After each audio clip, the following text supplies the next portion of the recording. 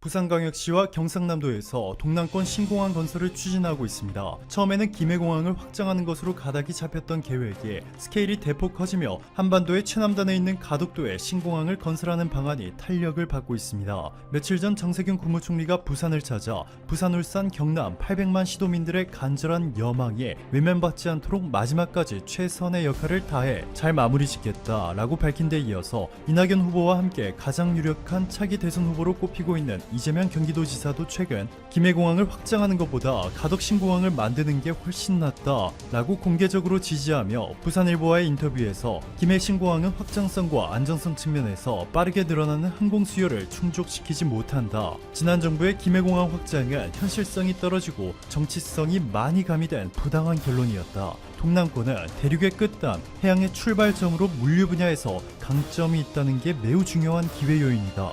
현재 항공 수요 추세를 고려했을 때 김해공항은 이를 커버할 수 없다. 안정성도 충분히 담보되지 않았고 도심 인접 공항이라 소음 문제도 보통 문제가 아니다. 굳이 김해공항을 확장하며 무리할 필요가 없다 라고 전하며 가덕도 신공항 건설 현실화에 힘을 실어주었습니다. 국수봉 절취토사와 낙동강 준설토를 이용해서 가덕도 해안지역을 매립해 해상 신공항을 만들겠다는 것인데요. 일반적으로 해상공항이 내륙공항보다 공사비가 많이 드는 것은 물론이고 공사기간도 오래 걸리며 매립공사가 어려운 것으로 알려졌지만 한국은 이미 첨단 해안 매립공법과 공기단축 기술을 보유하고 있습니다. 대한민국이 보유한 첨단 공항 건설 기술과 더불어 7조 5천억 원이라는 자금을 투입해 만들어질 가덕도 해상 신공항은 3.5km에 달하는 이착륙 활주로에 한 층당 300에서 400평 정도의 규모로 4층으로 지어질 계획인데요. 한국의 이 해상공항 때문에 현재 일본은 그야말로 초비상사태에 놓였습니다. 가덕도 해상공항이 완공되면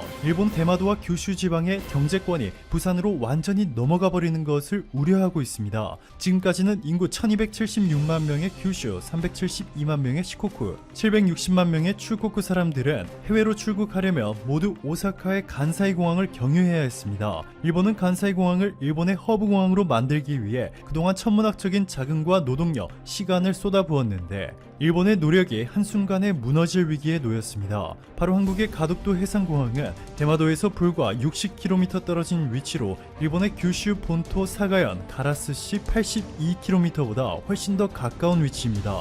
대마도에 거주하는 일본인들은 도쿄를 갈 때 규슈 공항으로 가는 것이 아니라 한국의 김해국제공항을 경유하고 있습니다. 후쿠오카로 비행기를 타고 건너간 뒤 신칸센을 타고 도쿄에 가는 것보다 부산에서 비행기로 도쿄에 날아가는 것이 비용적으로나 시간적으로 훨씬 더 효율적이기 때문이죠. 여기에 부산광역시는 부산과 일본의 주요 해안 도시를 연결하는 고속페리를 운행하고 있습니다. 가덕도 신공항에서 짧게는 1시간 만에 일본에 도착이 가능한데요. 후쿠오카뿐만 아니라 나가사키, 시모노세키, 교토, 마이즈루까지 노선이 확장됐고 이 덕분에 대마도에 거주하는 일본인들뿐만 아니라 이제는 일본 본토에 거주하는 이들도 한국의 고속페리를 이용해 가덕도 해상신공항으로 건너와 한국의 비행기를 타고 해외여행을 다니고 심지어 일본의 도쿄를 갈 때도 한국의 부산을 경유할 것으로 일본은 우려하고 있습니다. 일본이 1994년 오사카를 매립해 건설한 간사이 국제공항은 당시 22조 원이라는 천문학적인 자금을 투입해 만든 것으로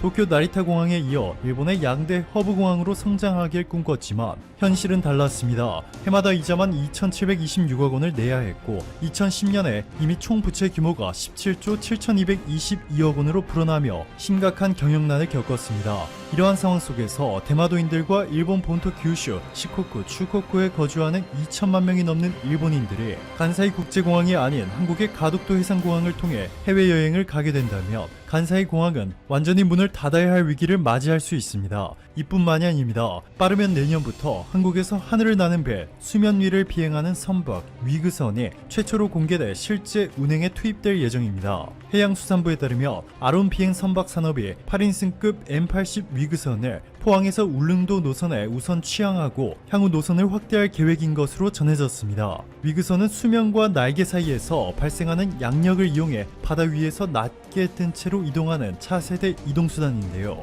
미국, 독일, 핀란드 등의 선진국들에서 군사용으로 만들어진 적은 있지만 아직까지 상용화되지는 못했습니다. 경상남도 사천에 본사를 둔 아론 선박 비행산업은 무려 지난 13년 동안 500억 원의 연구 비용을 투입해 M80 위그선을 개발하는 데 성공했고, 올해 한국 성급으로부터 위그선 성급 증서를 발급받았습니다. M80 위그선은 듀얼 조정 시스템과 비행 기록 장치, 자동 소화 장치, 레이더뿐만 아니라 음성, 영상 기록 장치, 위성 통신기 등의 모든 최첨단 장비들을 탑재했고, 속도는 기존 페리를 완전히 압도하고 있습니다. 한국에서 후쿠오카까지 3시간이나 걸렸지만 위그선을 이용하면 단 1시간 만에 이동이 가능해집니다. 일본의 대마도와 규슈 지방의 경제권이 한국에 예속되는 것은 시간 문제라는 것이죠. 일본이 우려하고 있는 부분은 경제뿐만이 아닙니다. 가덕도 해상 신공항이 완성되면 바로 옆에 있는 김해국제공항의 군사시설이 대폭 확대될 것으로 전망되고 있습니다. 현재 김해공항은 공군 제5공중 기동비행단 기지로 F-15K뿐만 아니라 공군의 대표 자랑거리인 조기 경보기 2737 PSI도 운영하고 있습니다. 가덕도 해상 신공항에 민간 항공기 운영을 완전히 흡수하게 되면 김해공항은 자연스럽게 군사기지로서의 역할을 더욱 강화할 것이고, 일본은 바로 이 점을 우려하고 있습니다. 중국과 일본은 해마다 군사력을 무서운 속도로 확대하고 있습니다. 중국과 여전히 센카쿠 열도 영유권 분쟁을 펼치고 있는 일본은 한국과 중국을 동시에 압박하기 위해 대규모 항공모함 전단의 규모를 빠른 속도로 키워나가고 있습니다. 항공모함 한 척에 최소 6척에 달하는 군함, 그리고 수척의 잠수함과 F-35B 전투기 10대, 대잠 헬리콥터, 전자정찰기 등 대규모 무기 체계로 한국을 압박하고 있죠. 여기에 중국의 군용기는 한국의 방공식별 구역을 마치 자신들의 영토인 양 빈번하게 드나들고 어떠한 공식 사과도 내놓지 않았습니다. 최근 발표된 미국 과학자 연맹의 보고서에 따르면 2013년 말 중국이 방공식별구역을 설치한 후 7년 동안 한국과 일본 그리고 대만의 방공식별구역을 최소 4,000번이나 침입한 것으로 밝혀졌습니다. 이 중 중국군의 군용기가 한국의 방공식별구역을 침범한 것은 언론을 통해 공개된 것만 무려 295회에 달했다고 보고서는 전했습니다. 그동안 대한민국은 제주도나 남해안 지역에 대형급의 군사시설을 설치하지 않았었는데, 이번 가덕도 신공항으로 남해안 내 한국 공군의 영향력이 대폭 강화할 것으로 분석되고 있습니다. 얼마 전 한국의 국방부도 가덕도 대신 김해에 신공항을 건설하는 방안에 대해 강하게 반대한다며 이렇게 발표했습니다. 김해 신공항에 들어설 신설 활주로 위치에 이미 탄약고가 있다. 탄약고를 다른 지역으로 옮기지 않는 이상 활주로를 세울 수조차 없다는 것이고, 무엇보다 북쪽에 360m 높이의 돛대산과 그 뒤에 630m 높이의 신어산이 있기 때문에 수백, 수천 대의 민간 항공기가 활주하기에는 상당한 위험이 따를 수 있습니다. 이 부분은 김해시가 직접 인정한 부분입니다. 김해시는 항공기 조종사들이 가장 위험한 공항으로 김해공항을 꼽았다며 성명서를 통해 김해신공항 건설하는 진입표면 장애물 존치, V자 활주로 앞 산악지형 등으로 인한 급상승과 급강하 비행으로 더 위험한 공항이 될 것이다 전했습니다. 즉 장기적으로 김해공항은 대한민국 핵심 공군기지로 자리 잡을 가능성이 높아진 것이고, 중국과 일본이 무단으로 한국의 방공식별구역을 침범할 경우 이제는 즉각 대응이 가능해지게 됩니다. 국회 외교통일위원장 송영길 의원은 대한민국에는 인천공항이라는 좋은 예가 있다. 인천공항은 세계 최고의 좋은 시설을 가지고 있다. 외국에서 한국에 하는 이건희 삼성그룹 회장이 25일 서울 일원동 서울 삼성병원에서 별세했다. 향년 78세. 고인은 1942년 1월 9일 대구에서 이병철 회장과 박도를 여사의 3남 5녀 중 7번째이자 막내 아들로 태어난 이건희 회장은 경남 의령 친가로 보내져 할머니 손에서 자라다 1947년 상경에 학교를 다녔고 1953년 선진국을 배우라는 부친의 엄명으로 일본 유학을 떠났다. 일본 와세다 대학 상학부와 미국 조지 워싱턴 대학 경영대학원을 졸업한 뒤 1966년 서울대 응용미술과에 재학 중이던 홍나이 여사와 만나 이듬해 결혼했다. 1970년대 이 회장은 미국 실리콘밸리를 누비며 하이테크 산업 진출을 모색했고 1978년 삼성물산 부회장으로 승진하면서 삼성그룹 후계자로서 경영 수업을 시작했다. 1987년 이병철 창업주 별세 이후 그룹 회장에 취임한 이 회장은 당시 1조 원이던 시가총액을 2012년 390조 원대로 40배나 성장시켰고 총자산 500조 원의 외형을 만들었다. 이건희 삼성그룹 회장이 25일 별세한 후 재산을 물려받을 이재용 부회장 등 상속인들이 내야 할 세금은 얼마나 될까? 이건희 회장의 자산이 천문학적인 규모인 만큼 상속세도 천문학적 규모가 예상된다. 상속세 전문 세무사들은 주식 평가액의 60%, 나머지 재산의 50%를 상속세로 내게 될 것으로 추정했다. 상속세 법령에 따르면 증여액이 30억 원을 넘으면 최고 세율 50%가 적용되고, 고인이 최대 주주 또는 그 특수관계인이라면 주식 평가액의 20% 할증이 붙는다. 극단적으로는 한계 열사에 한 주만 있어도 특수관계인으로서 최대 주주 할증이 적용된다. 이 회장은 현재 국내 상장사 주식 부호 1위다. 그는 수년간 병상에 누워 지내면서도 주식 부호 1위 자리를 지켰다. 금융감독원 전자공시 시스템에 따르면 이 회장의 보유 주식 평가액은 23일 종가 기준으로 18조 2251억 원이다.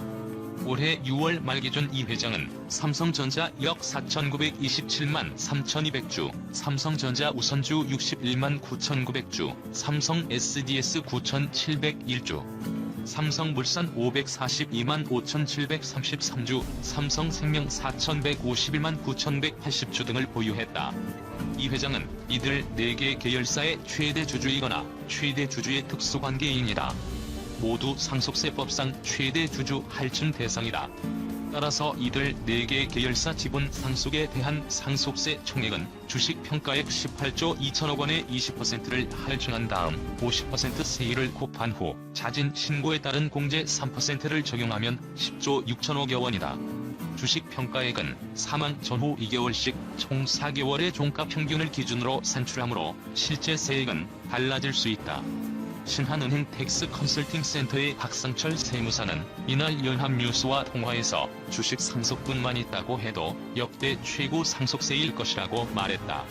부동산 등 다른 재산에 대한 세율은 50%가 적용된다. 상속인들은 상속세 총액 가운데 자신이 상속받은 비율만큼 납부하게 된다. 이 회장 상속인들의 상속세 신고, 납부 기한은 내년 4월 말까지다.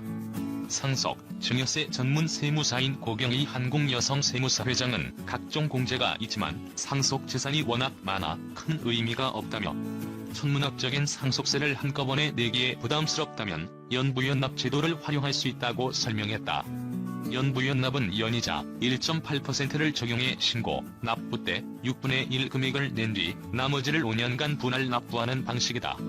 구광모 LG그룹 회장도 고구본무 회장에게 물려받은 재산에 대한 상속세 9,215억 원을 이 같은 방식으로 내고 있다. 이 회장의 법정 상속인은 배우자 홍나희 전 리움미술 관장, 아들 이재용 삼성전자 부회장, 딸 이부진 호텔신라 사장, 이선현 삼성복지재단 이사장이다. 박상철 세무사는 법정 상속분은 배우자가 4.5분의 1.5, 자녀가 4.5분의 1씩이지만 삼성그룹 승계를 고려해 작성해둔 유언장대로 상속될 것이라고 추측했다. 홍 전 관장은 주식 가치는 3조 2,600억 원이다. 이 부회장이 보유한 주식 평가액은 7조 1,715억 원이다. 이 부회장은 삼성전자 0.7%, 삼성물산 17.33%, 삼성생명 0.06%, 삼성 SDS 9.2%, 삼성화재 0.09% 등을 보유하고 있다. 이 사장과 이 이사장은 각각 삼성물산 5.5%와 삼성 SDS 3.9%를 보유해 평가액도 각 1조 6,082억 원으로 같다. 상속인들이 10조 원이 넘는 상속세를 5년에 걸쳐 나눠낸다고 하더라도 이들이 가진 보유 현금만으로 세금을 내기는 어려울 수 있어 경영권 유지를 위해 보유 지분을 담보로 대출을 받을 가능성도 있어 보인다. 김양재 KTB투자증권 연구원은 아직 상속 등이 정해진 바가 없어서 삼성전자 주가에 미치는 영향은 중립적인데, 이 부회장이 지분을 상속받을 때 자금을 어떻게 마련할지 등에 시장의 관심이 쏠릴 것이라고 말했다.